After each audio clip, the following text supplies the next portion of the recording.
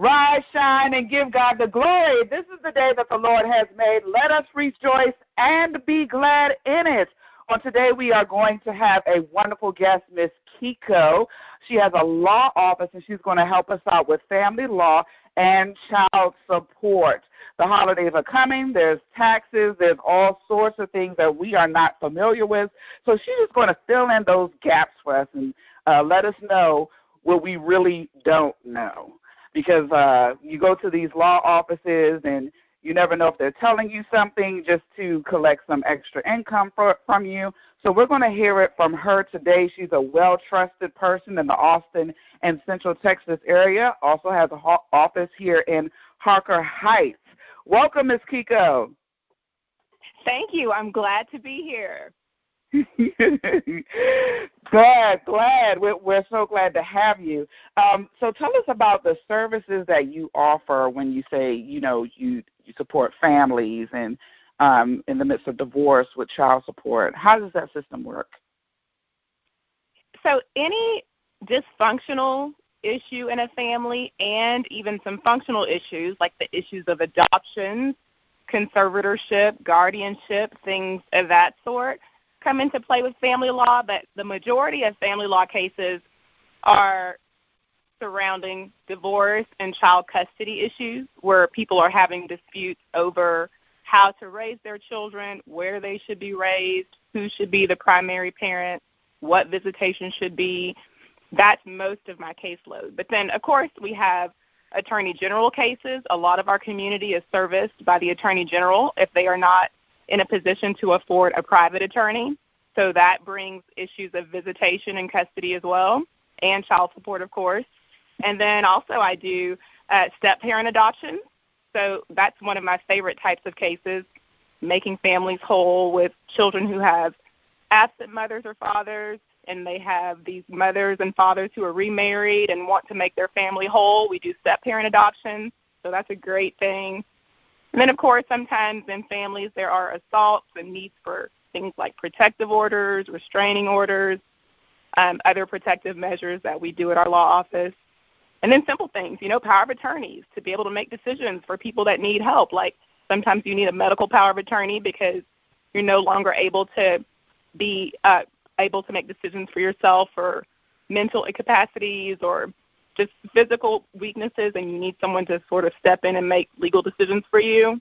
A lot of times family members will need a power of attorney, name changes.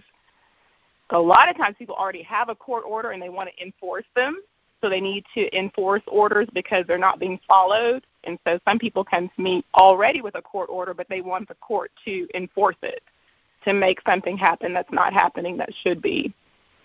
So it's a lot of areas of child support, child abuse, CPS. Everyone's heard of that, right? Right. And so with the step-parent adoptions, is that something that if a parent has say remarried and the other parent has just been absent and they can't get a hold of that parent, is there an automatic adoption, or does there have to be signature and a person there? So in Texas, there has to be a termination of the rights of the parent that is either not present or for other reasons is not in their best interest to continue to be a parent. For instance, if they're abusive or neglectful, if they fail to support their children for a period of over a year, there are certain grounds where parents can be removed as parents, and that's called a termination of rights. So the biological parent would be terminated, and then the step-parent can step in as a petitioner to request to adopt the child between he or she and their spouse. So I have a lot of families that will come to me and say, my husband or my wife has been the parent for my child for a long time, and we just want to make that official, and we will have to go through the process of terminating the biological parent's right and then petitioning for an adoption. And you have to have a home study, and you have to prove to the court that it's in the child's best interest. but I've never had an adoption denied. So the courts want to integrate a step-parent as a parent when a child is lacking that. So, yes. And then, speaking of child support, if for some reason the marriage breaks down and the parents don't stay together, that person that adopted the stepchild is responsible as a parent. So they sometimes end up paying child support if the marriage is broken, and asking for visitation or asking for custody of a child that isn't biologically theirs because they assume the role of the parent with all that comes with that, all the responsibilities. So child support crosses that area too. I was thinking what you said earlier, this being the holidays and Christmas, I have a few people that come to me and they want to know, well, with child support, if I'm paying child support, do I have any influence or any control over how this money is being spent? I'm giving child support, but the mother or the father is not spending the money on my child for Christmas. They're buying things for themselves. They're buying cars. They're paying for their dates or their family members' bills, and my child is going without. That's an issue that comes up in child support. And the myth in Texas is that as a paying parent, you have some control or some say over what happens with your child support. But in Texas, you have no control over how the parent spends the money that you're paying that should be spent for the child, you would think, right? Right. I understand that, though. And so are there I like what you said about how you all go about with the step-parent adoption and how they go to some courses, some family courses first. So it's not just that people come into your office and they do whatever they want to do. You all actually advise them on what the best route is for them based upon your expertise. Right. And courts love for people to take parenting courses, but it is actually a service. It's a home study that's done on the home and the family, and that person has to recommend that it's in the child's best interest that this adoption be granted. And so, and they do criminal background checks, and they go through a list of things to make sure this is what the child needs, and this is a person that should be connected forever to the child. So, yeah, it's a really beautiful thing. When those happen in court, that's one of the few times you see people smiling and taking pictures, crying, good tears, A nice breakthrough. I can see why that's the favorite. Yeah, exactly. So during the course, if a parent is on child support, and is the child support able to be increased over the years because income and lifestyle changes over the course from when a baby is, just first born to being 18 years old?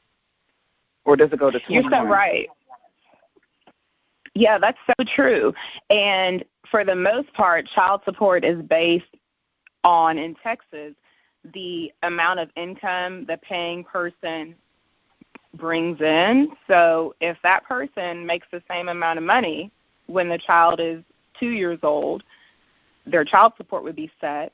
And then maybe when the child is 8 years old, they may have other needs. They may start t-ball and football and dance and ballet and have more expenses. But if that parent is making the same income, then the child support would be the same, because it's in Texas for one child, it's 20% of what someone makes after taxes. So in most cases, if you're making the same amount of money, even if the child's needs are changing, your child support will remain the same because your income is the same. But, of course, if your income changes, and that can be up or down, child support can be modified in Texas to be reduced or raised, Unlike other states, sometimes they will consider other factors like the income of the spouse or the parent that's actually raising the child, or the needs of the child are considered more heavily than in Texas courts, where they are pretty much consistent with applying a strict percentage to an income and giving you the calculation just based on that, which really frustrates people, because some people are paying child support for a child, and, the person that's raising the child might be making 6 or even 7 figures, and they're not their income is not considered as a factor of determining how much the person should pay. Does that make sense? Yeah, it does. And that's another question I was going to say. So because some people, when they say, about child support, they bring up their bills they have to pay.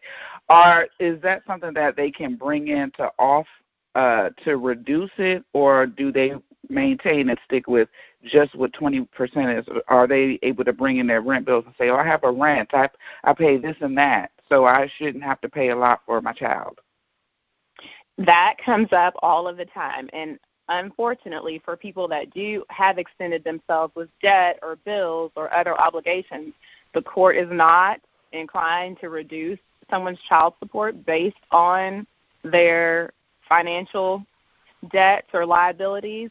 I heard specifically one judge say in child support court it was a father requesting the court to consider his truck note and some of his bills that were using a lot of his income, putting him in a harder position to pay. The judge said, tell me which one of these bills is more important than your child. Because the child shouldn't have to adjust to your bills. I don't think.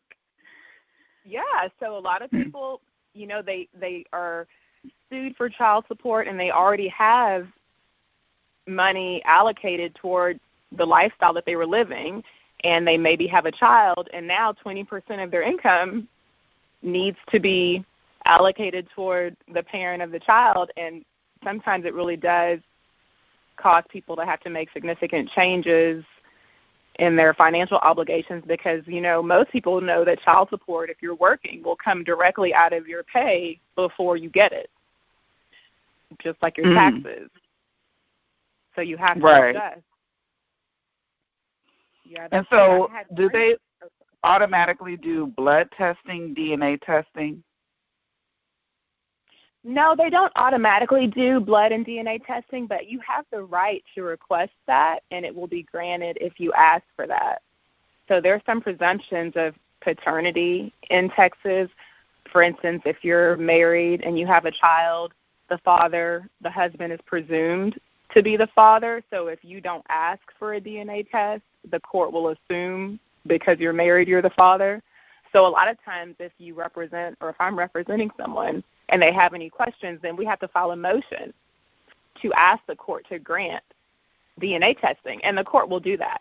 And I highly recommend people, or fathers in particular, ask for DNA testing, because once you agree in a court order that you're a parent, you can't come back in 5 or 10 years and say, I've been paying child support and I've been the father legally with rights and visitation, but now I'm questioning whether or not I should have done a DNA test 5 or 10 years ago, and it will be too late. So you always want to settle that issue first. Get your DNA test. If I had a son, I do have a son, if he came to me and said someone was pregnant, no matter how in love they were, I would say get a DNA test. If they were married, I probably wouldn't say that, but definitely for people who aren't married, just to confirm, just to make sure, so that you're not in a position later, like some of my clients who have found out they weren't the father and they can't change the child support order. And so sometimes when women come in, and I've been through this, where the parent that is not around has gone months, maybe even half a year without supporting their child. They're not in the system yet. And so, they give a little bit here and there, and that's something that I see a lot of women struggling with, or custodial parents struggling with, whether it's male or female, is, trying not to put the other parent on a strict regulation of child support, but the other parent will just give pennies every 2 months. And so when something like that is occurring, what advice do you give to them? So the advice that I give most people, I give them a lot of times a little bit of my personal history with my daughter and her father, because I am divorced. I'm remarried. I've been remarried for 10 years, but I'm divorced. And I have a daughter with, of course, her father, and we have all of the orders in place for custody and child support. But I don't pursue the child support because he is very involved. He takes care of things for her when she needs things. He shares time with me. He helps me raise her, advise her, train her sports. He attends activities, and he's very helpful. And by co-parenting, in the co-parenting process, he ends up, of course, paying for things because he has her for food or for new spikes for track. Her hair appointment was on the day he had her. He'll pay for that. So I think it depends on the family dynamic. But if you have a father or a mother who maybe isn't contributing completely financially, but they're contributing their time or their resources, their presence, that matters to me. That's not the law, but that matters to me. And so if I have a person who comes to me about financial support and it's regarding a parent who is involved but not paying exactly, what would be sufficient, I let them know that sometimes when you go through the process of putting people on child support, it breaks down the relationship, and sometimes the strain or the conflict that comes from putting people on child support, sometimes it breaks down the parenting relationship. Not that it should, but sometimes that happens, and you have to be prepared for putting someone in a position to possibly, end up paying the correct amount because it will come out of their check, but maybe they will stop doing all that they were doing before you put them on child support, because that happens in some families. You know what I mean? Yeah, and so like that kind of sounds like my situation, except for just all-out neglect. Nobody's calling, nobody's coming around, there's no money, there's air. And that's the situation for a lot of women when they just bounce. And then they call every 2 months or something like that, how you doing? But there's no money. Right. There's no picking nobody up. Nobody has seen you or anything like that. And trying to hang it, not contributing at all, and in denial about it. And a lot of times they'll try to make women feel bad, or the other person, like I said, I'm sorry because I'm female, for the men that are out there listening, yes, to make you feel bad about putting them on child support, as if, it's like, well, how can we miss something that's not there? It's not like you're doing all those things or anything. I think it would be wonderful to at least have some type of contribution or, like picking them up. But a lot of us, unfortunately, don't know anything about that.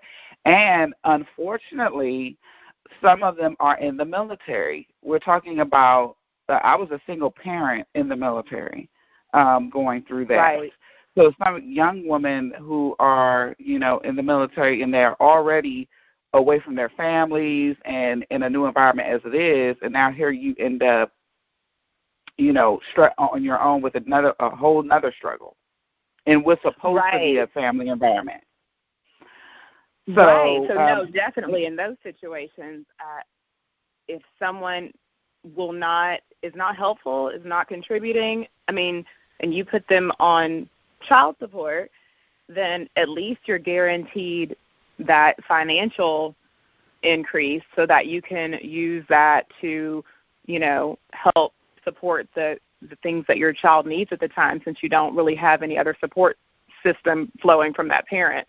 But in Texas, the good thing about Texas is that Texas will have what's called retroactive child support. And so if you wait a few years to put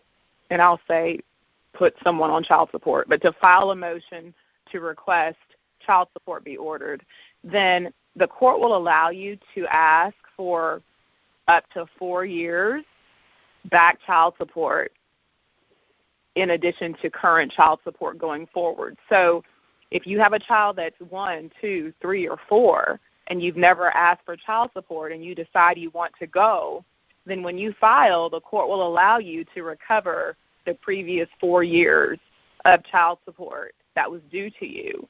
Now, if you wait 5, 6, 7, 8, 9, 10 years, the court will still go back 4 years, but you would have waived all the years prior to that. So if you go at 10 and ask for child support, the court will add, child support for year 6, 7, 8, 9, and start with year 10 for future child support. So you can recover some of that money. But after 4 years, you start losing the right to ask for the months or years that you failed to request it. So it's a good idea to decide, I need to go ahead early on.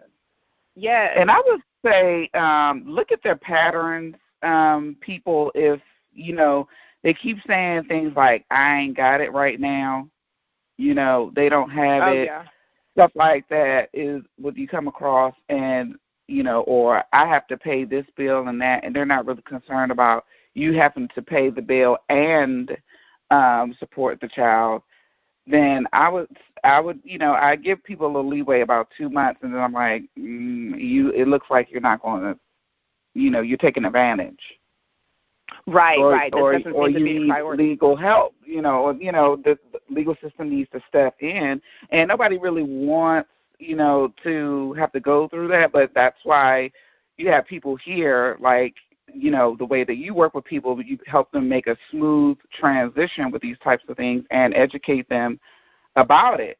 So one thing I noticed about you is that you have a strong network within the legal system with other attorneys, which is very important in dealing with legal attorneys, people, because I'm telling you, you don't want someone just giving you what they learned from the school books. They need to have some kind of access, outside of the box type of education, creativity in order to see you through, because your situation may be different. And when you're dealing with folks who don't have that, it's hard for them to help you to the best potential that they could.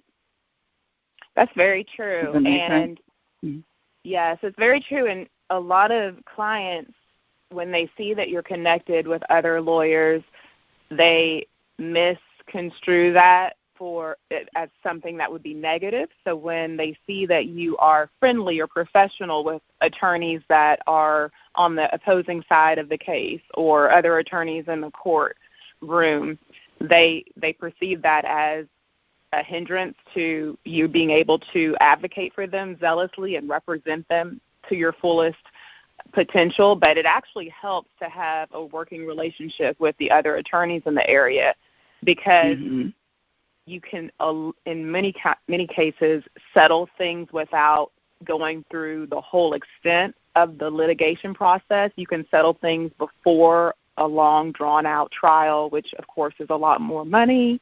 You can settle things before court because you have a professional relationship. You can call that attorney and say, this is what's going on. This mother or this father hasn't paid anything in maybe a few pennies in 2 years. I need you to explain to them the law allows me to ask for back child support, and tell them it's 20% of their income. And the attorney, if you have a good relationship, sometimes they will help explain to their client what the law is, and because they have respect for you and they know that you will pursue that in court and be successful, because that's what the law says. And sometimes they can help you negotiate and settle conflicts more easily. But people think that if you're an attorney that you should be hostile toward other people and toward other attorneys, and that actually ends up being counterproductive 90% of the time. So it is helpful. It's also helpful to know the judges.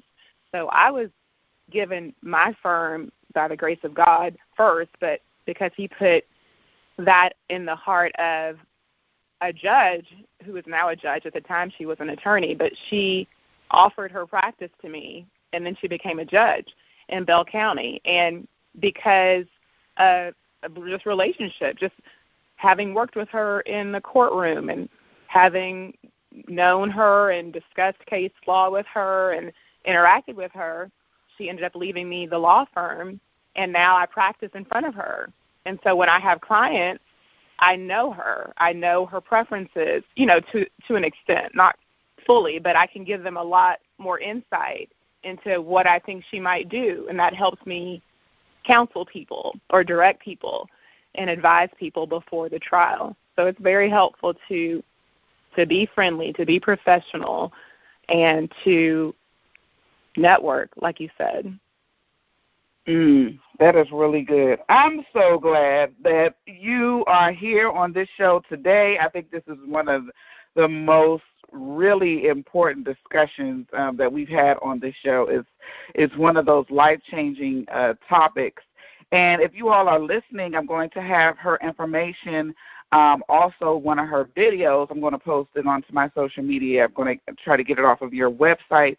Can you tell us what your website is and where we can find you on social media? Sure. So on social media, it's at Keiko Griffin, KeikoGriffin, and my website is www.familylawtx.net. My phone number is 254-690-2202. Okay. I'm writing that down now. www.familylawtx.net. That's so correct? It's Family Law TX.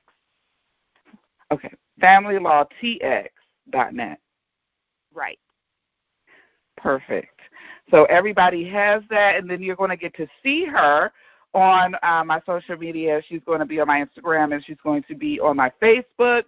And you all can go over there and listen back to this playback. And what I would advise for you all to do is, because there's going to be a short snippet on my Facebook page that's about 2 minutes, and inside of that you'll have access to the full playback on YouTube.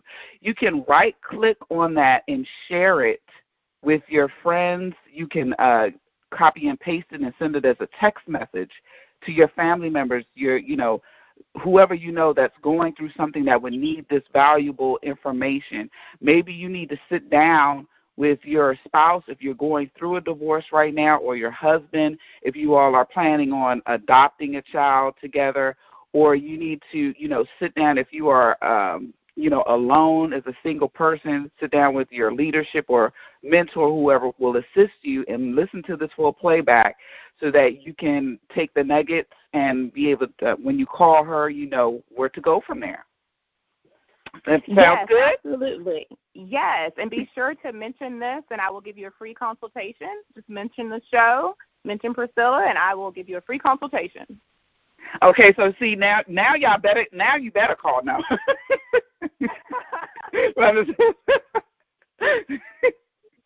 You all have to call now. Well, thank you so much, Ms. Keiko Griffin, for being beautiful and being there for the families in Central Texas. This is a much-needed practice that you're doing. You're such a blessing, and we enjoyed you today with this great information. Rise, shine, and give God the glory. This is the day that the Lord has made. Let us rejoice and be glad in it. Take care.